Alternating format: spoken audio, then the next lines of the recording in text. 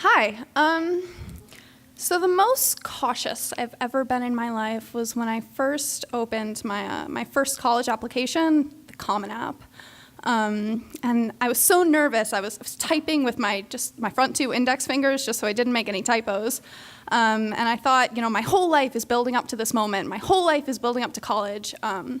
I kind of struggled in high school, but college is supposed to be where everything changes for you. My face was going to clear up. I was going to get a great new wardrobe, and I didn't have to wear this frumpy school uniform anymore, and all the boys were just going to fall in love with me, obviously. And it was really important that if I was going to truly be happy, I had to get into an Ivy League school. That was really important. And anyone who applies to, one of these top-tier schools will tell you that you need more than a 4.0, you need more than good test scores, you need more than good extracurriculars, you need more than service, you need more than it all.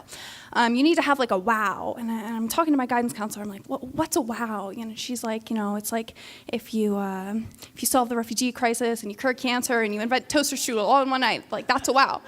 And I'm talking to my parents and I'm stressing, and my dad says, you know what, I have an idea. I read about this thing where we can go to China and we can volunteer with giant pandas. And I'm a little wary of this because it seems like it's kind of coming out of nowhere for me. And I don't really want to do it because I feel like I'm using and abusing these pandas just to get in Harvard. And I fight with my dad about it. He's like, it's okay, the pandas won't mind.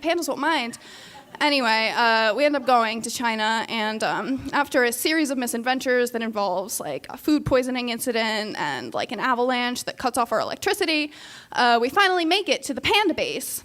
And that's when my dad says to me, oh, there's something I didn't tell you. Uh-oh. These pandas are being reintroduced to the wild, and so the scientists have to be really cautious that they don't see any humans. I'm like, okay. And he's like, that means that all the volunteers have to dress up as giant pandas.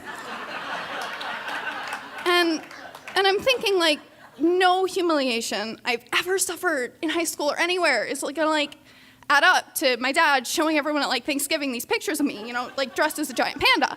So I see the costume for the first time, and I look at it, and it kind of smells, and I step into it, and I don't know who these costumes were made for, but the leg is hanging down to my calf, and the crotch is in my knees, so I'm kind of waddling around, and at the same time I'm holding this giant mascot panda head, and we start on this hike to observe pandas.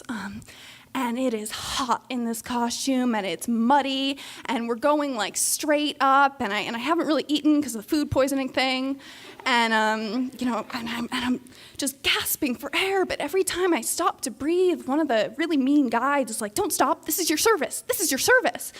And I don't know how I'm servicing anyone right now because I'm just dying inside this panda costume, holding the head, and we finally make it to the top. And I'm just so mad at this point because not only have we not seen a single panda, but I realized that it's only me and the other volunteers in the panda costumes. None of the guides or scientists who were with us were dressed as pandas. So I'm just feeling it's the biggest scam of all time. It went on like that. I hated it. It was the worst thing ever. I get back to America, and my dad and everyone is expecting me to write this college essay now about how much I connected with the pandas and how much service I did in China, and how I touched people's lives and they touched my life and all this stuff. And I don't want to write that because it's a lie.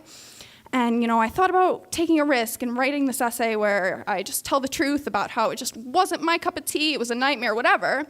And they convinced me that was a risk I shouldn't take. So I wrote the first essay, which was, the lie. And I felt kind of bad about it, but then I thought, I spent 2 weeks cleaning up panda excrement, so maybe karmically it evens out. I don't know. Or maybe not, because, in the spring I got rejected from almost every single Ivy League school.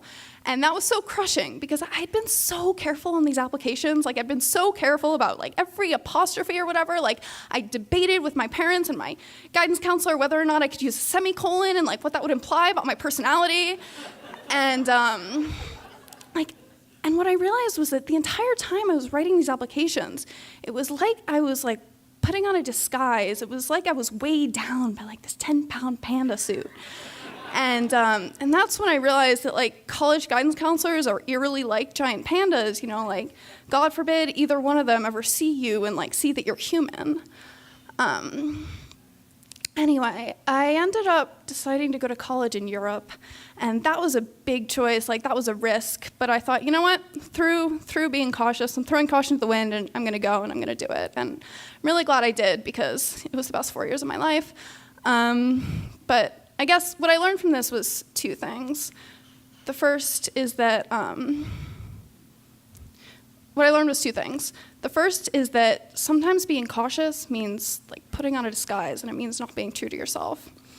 And the second thing is that you might really think you belong somewhere, like I really thought I belonged in an Ivy League school, but maybe you don't belong anywhere if you have to put on a giant furry animal costume to get there. Thank you.